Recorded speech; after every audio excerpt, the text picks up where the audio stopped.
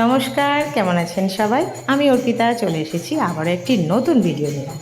আর আজকের ভিডিও রামনবমী পুজোর শেষ ভিডিও। আমি আমাদের রামনবমীর পুজোর সমস্ত ভিডিও ছোট্ট ছোট্ট করে আপনাদের সাথে শেয়ার করেছি। পুরো পুজো শেয়ার করেছি, আমাদের আনন্দ শেয়ার করেছি, হই হই করে কিভাবে পুজোয় আমরা সবাই মিলে একসাথে থেকে সময়টা কাটিয়েছি সেটাও শেয়ার করেছি। তো আগের ভিডিও শেয়ার করেছিলাম দোলের ভিডিও। তো সেই দোলের পরে কী অনুষ্ঠান হয়েছে চলুন সেটাও একটু দেখে ফেলি।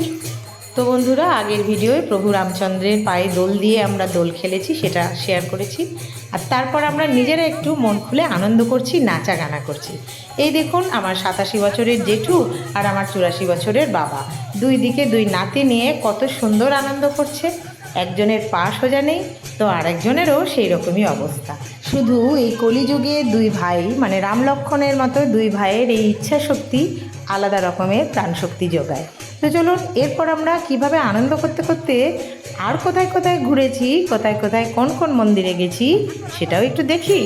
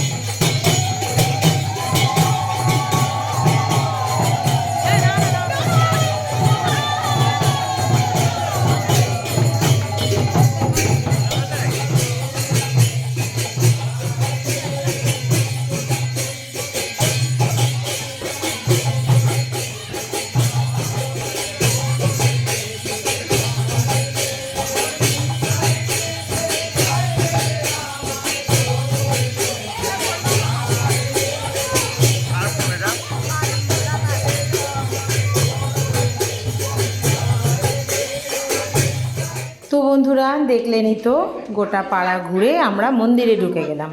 মন্দিরে ওখানে প্রণাম করে আবার আমরা বাড়ি চলে এলাম। সন্ধেও হয়ে গেছে। আর এদিকে ততক্ষণে সন্ধ্যারতির জন্য যে ফল বানানো হবে বা পুজো হবে, তার যে নৈবেদ্য হবে, তার জন্য ফল বানানো শুরু হয়ে গেছে। কাকিমা, জেঠিমা, বৌদিরা, দিদি সবাই ফল বানাচ্ছে, কারণ অনেক বেশি পরিমাণে নৈবেদ্য তৈরি করতে হয়।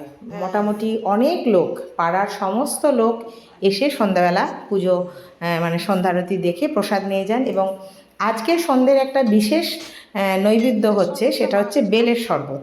বেল হবেই হবে, মানে যে আঠা বেল যেটা হয়, ওই বেলের গুড় দিয়ে যে শরবত বানানো হয়, আমরা সবাই ঘরে ঘরে গ্রীষ্মকালে এই শরবত খাই।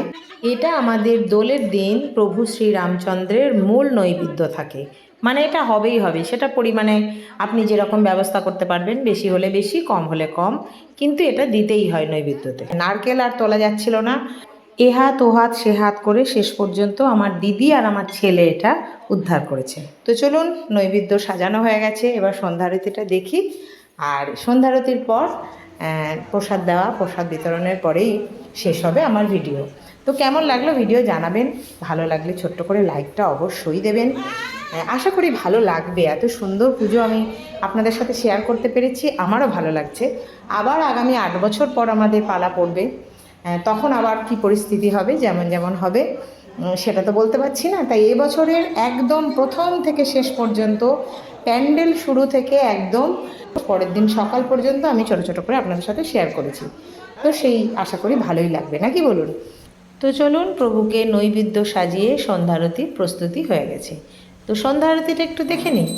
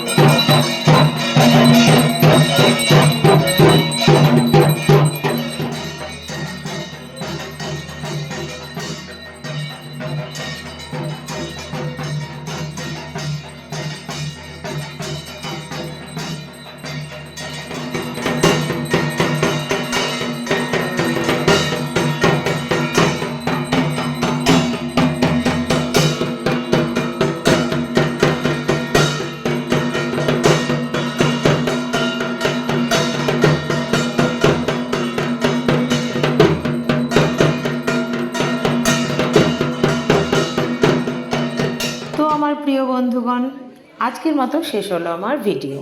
আজকের মতো মানে একেবারেই রামনবমী পুজোর শেষ ভিডিও ছিল এটা। সমস্তটাই আপনাদের সাথে তো শেয়ার করলামই। এবার পুজো শেষ, আরতি শেষ, এবার প্রভু ঘরে চলে যাবেন। প্রভুকে ঘরে পৌঁছে দেওয়া হবে। তারপরে আগামীকাল প্রভু ঘর থেকে আবার যেই মন্দির থেকে প্রভুকে আনা হয়েছিল, সেই মন্দিরে প্রভুকে পৌঁছে দিয়ে আসা হবে। আর এই যে প্রসাদ বিতরণ হচ্ছে, বহু প্রসাদ বিতরণ হয়, কারণ আমাদের ঘোষাল পরিবার অনেক বড় পরিবার। সেই পরিবারের সকল সদস্যরা এই প্রসাদ পাওয়ার জন্য উন্মুখ হয়ে থাকেন, যে কখন এই দোলের প্রসাদটা যেন সবার ঘরে ঘরে পৌঁছে দেওয়া হয়। যে কোনো কারণেই যদি নিতে আসতে না পারা যায়, তাহলে তার বাড়িতে গিয়েও পৌঁছে দিয়ে আসা হয়। এমনই রেওয়াজ বা রীতি। সর্বোপরি পুরো পুজোটা খুব আনন্দের সঙ্গে, খুব সুষ্ঠুভাবে প্রভু রামচন্দ্রের আশীর্বাদে, মা সীতা মায়ের আশীর্বাদে সম্পন্ন হয়েছে।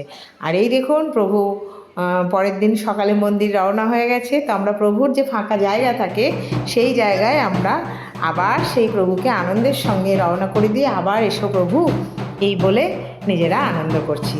আমার বড়বাবু আছে, আমার দিদি আছে, আমাদের যে বাড়ির বড় মা আছে, সবাই মিলে আনন্দ করেছি। তো আশা করি আপনাদেরও এই ভিডিও ভালো লেগেছে। তো আপনারাও সবাই ভালো থাকুন, সুস্থ থাকুন, আনন্দে থাকুন, ভালোবাসায় থাকুন। জয় শ্রীরাম।